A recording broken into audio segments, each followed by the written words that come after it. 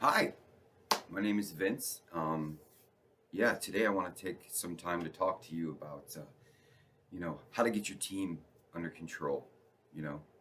These days we got Starbucks striking and just post COVID, it's just the work ethic and and the environment is just really, you know, toned down in comparison to what it was before COVID. And I know a lot of business owners are trying to get that back on track and to get their staff motivated and to get their teams, working as a cohesive unit and to care about the work that they produce, so they can, uh, so the cafe, the restaurant, whatever, can be taken care of like it's supposed to be, and profits in business can all be high.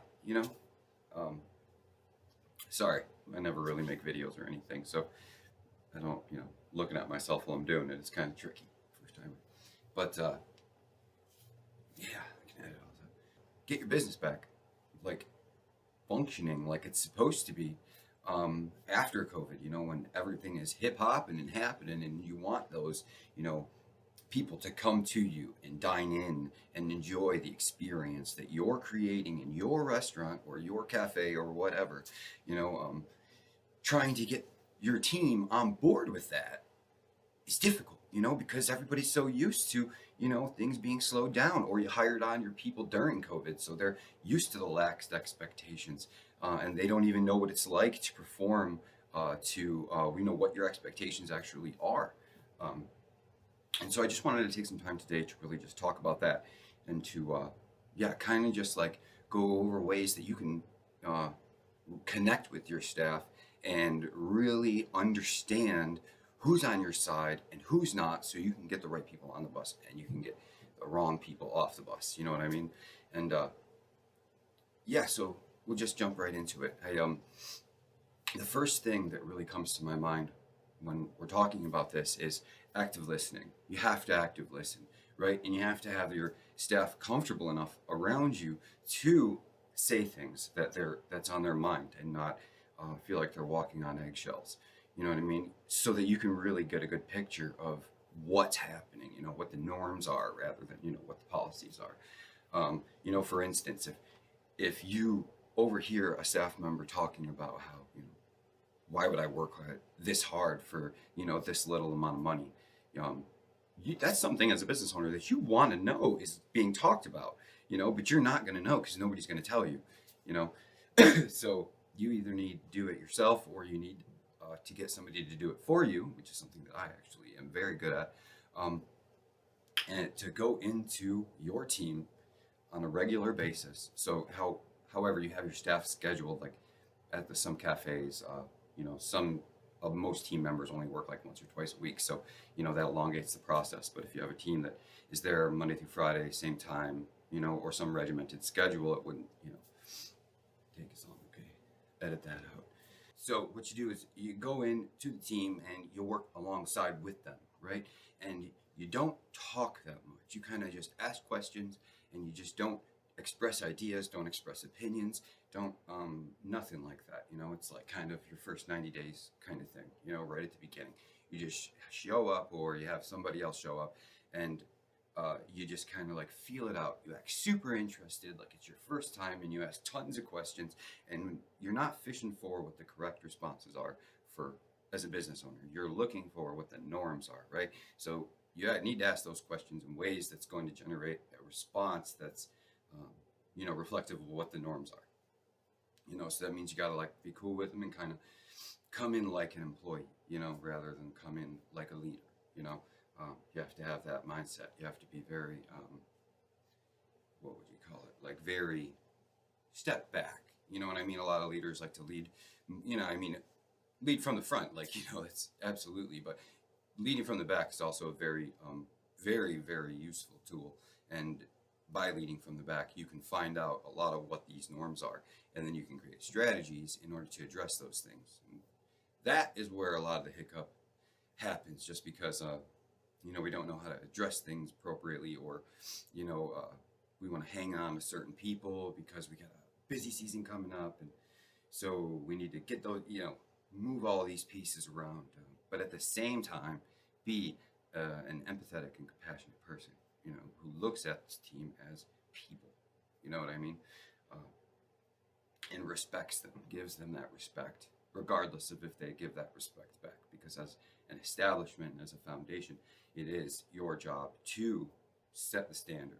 You know what I mean? And your standard goes, and you have to have in your standard respect for the people who work for you and for do things with you, regardless of whether that respect is reciprocated.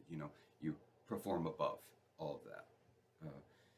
All right, so the next thing that I want to go over is how we need to care. We need to care. We need to create space in our day to care. And we do that by providing time.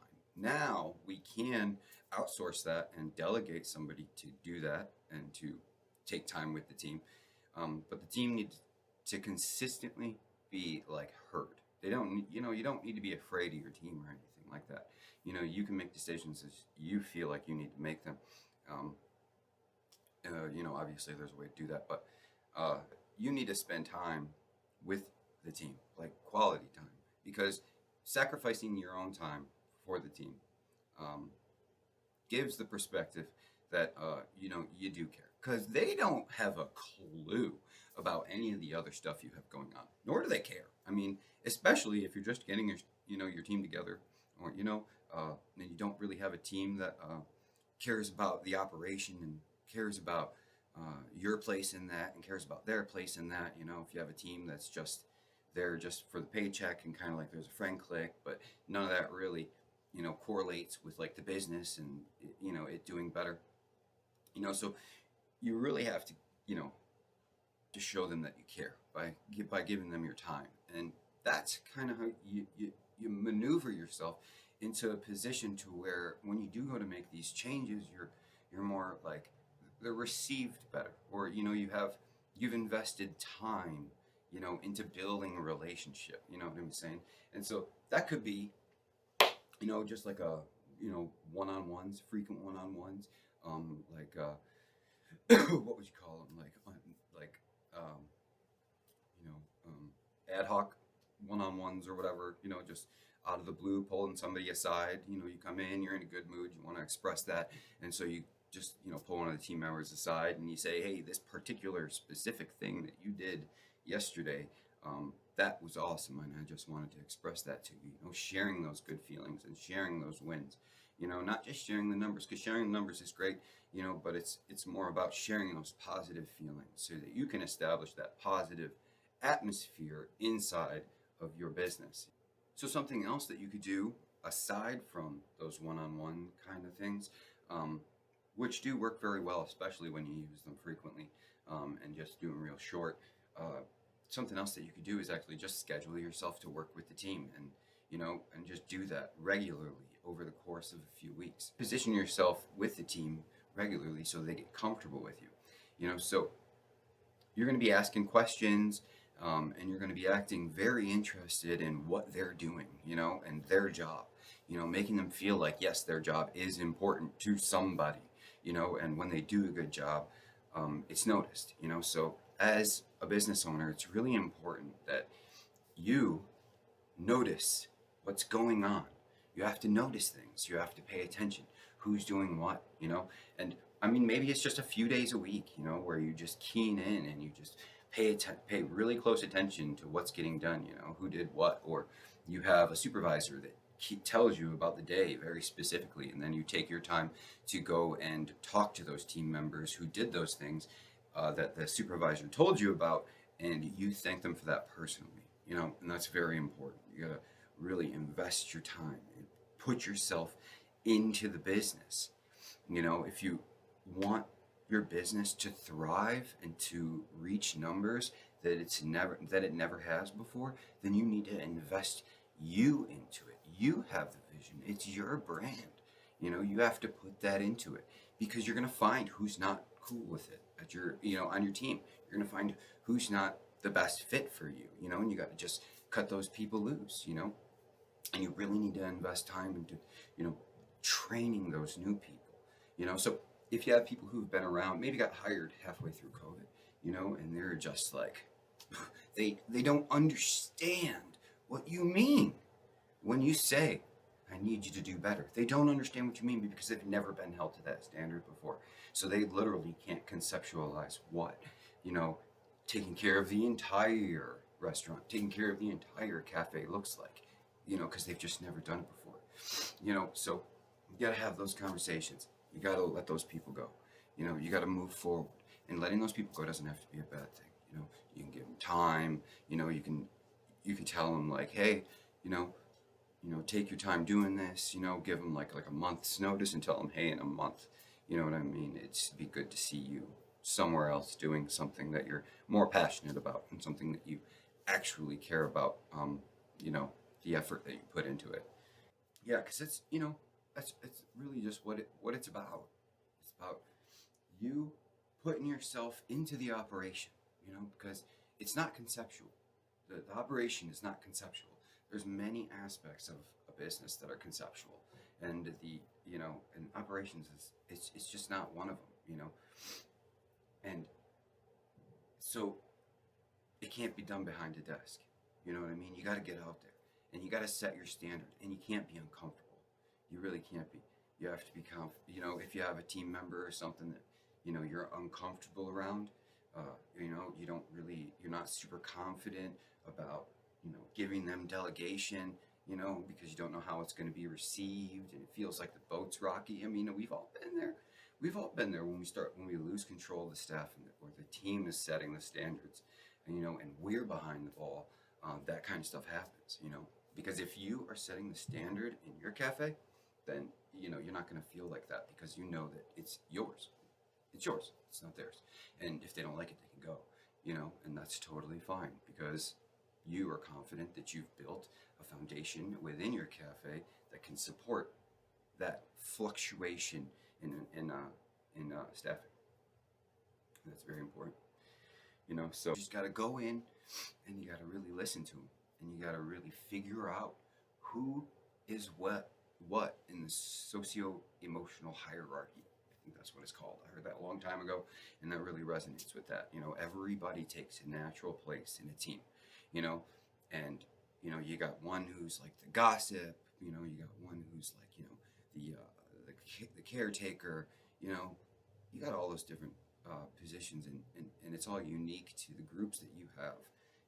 Which is why this can be so tricky, and why it's so easy to like lose control of your staff, and then have like a big walkout happen, and a horrible write-up in the news happen, because you've let your staff start setting the bar. You can't let your staff start set the bar like that, because then they start to claim ownership over it, and in a way that they shouldn't.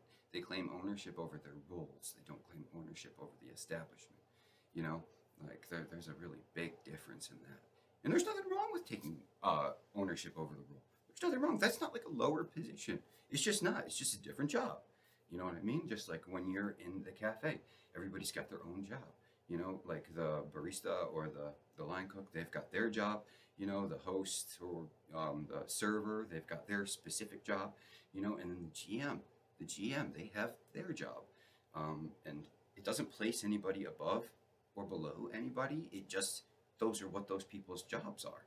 And they're given those jobs, or rather, they keep those jobs based off of,